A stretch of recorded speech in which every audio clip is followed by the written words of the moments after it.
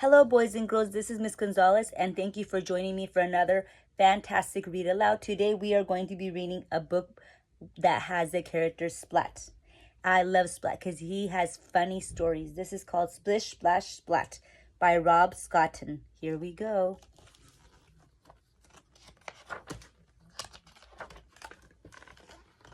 Here's Splat, sleeping in his bed. Splat purred happily in his sleep as candy fish of all shapes and sizes swarmed through his dreams. He reached out to catch one of these fishes. When his mom threw open the curtains, "Time to get up," she called. The candy fish melted away. "Come back, little fishes," Splat sighed. "Oh, I almost forgot," said Splat's mom. "Spike's coming over for a play date after cat school."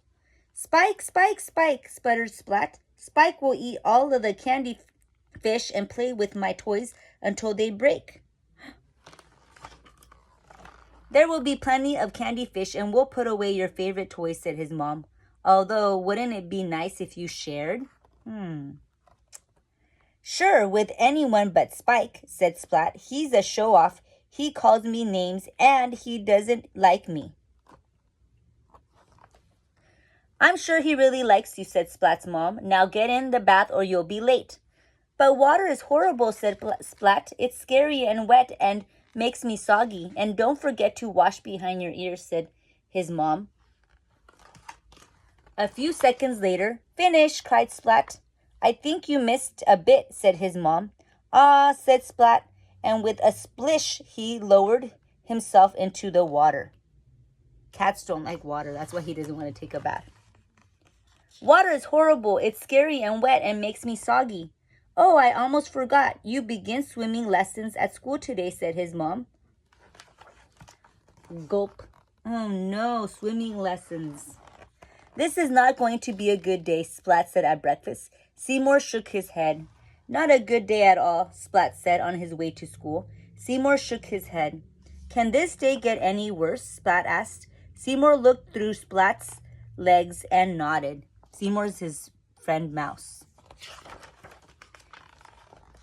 "Hi, Splatty. Last one to school is a loser," said Spike with a grin. Spike sped through a puddle with a splash and was gone. "What a show-off," said Splat. "This is definitely going to be the worst day ever." In class with Miss Wimpledimple made an announcement. "Today, class, we're going to learn how to swim." The class fell silent. Almost. "Hooray!" cheered Plank. "How weird," said Splat.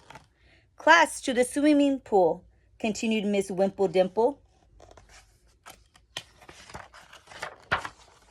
The class lined up by the pool. "Splat forgot to put on his swim trunks," teased Spike. Everybody laughed. "No, I haven't. They're black and furry," Splat replied. "It's time to get into the water," said Miss Wimpledimple. "Yippee!" cried Plank, and he jumped into the pool. "That's really weird," said Splat. "Me next," said Splat. Spike rushed up to the pool edge, but then he stopped and stepped back.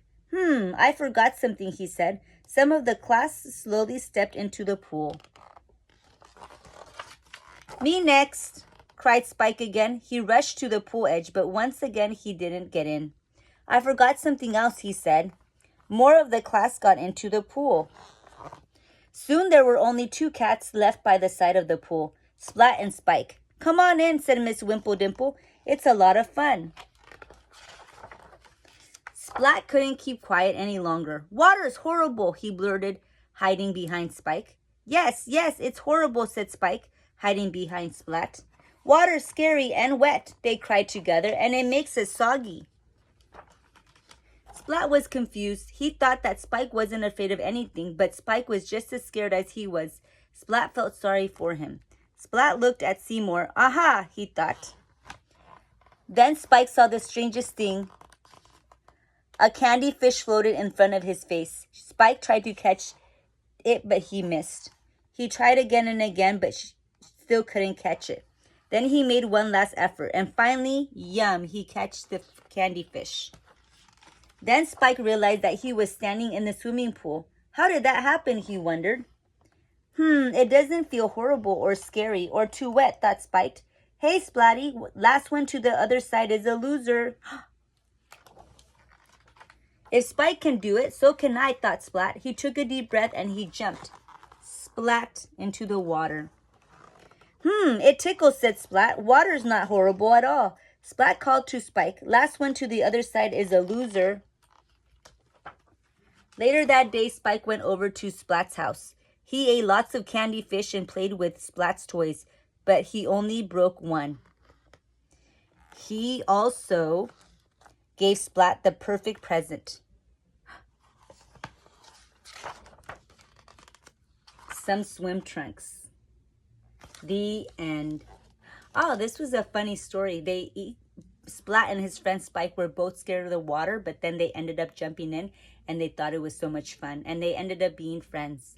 Isn't that awesome? I hope that you enjoyed this book as much as I did and that you will come and visit me again. Thank you for coming. Bye.